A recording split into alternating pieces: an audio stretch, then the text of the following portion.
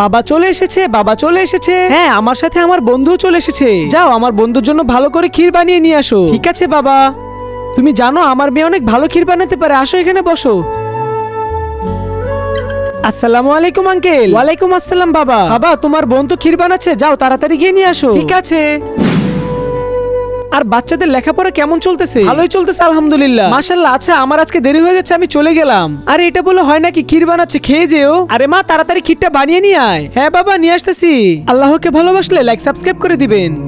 ভাই আমি তো ক্ষীর বানিয়ে দিয়েছি, আমার তো কোচিং এর সময় হয়ে যাচ্ছে, আমি কোচিং এ চলে যাচ্ছি। তুই ক্ষীরটা একটা প্যালার মধ্যে ঢেলে বাবাকে দিয়ে দিস। ঠিক আছে বোন।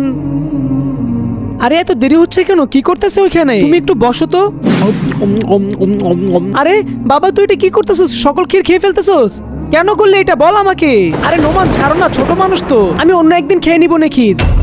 করে দিলে তো আমার বেজ্জতিটা। বাবা বোন তো চিনির জায়গায় ভুলে 2 চামচ লবণ বাড়িয়ে দিয়েছিল, তাই আমি ক্ষীরগুলো খেয়েছি। যদি আমি ক্ষীরগুলো না খেতাম তাহলে তোমার বন্ধুর সামনে আমার তো বোন অপমান হতো, আর একটা ভাইয়ের সামনে তার বোন অপমান হোক এটা কখনোই চাইবে না। এজন্য আমি সব লবণাক্ত ক্ষীরগুলো খেয়ে ফেলেছি।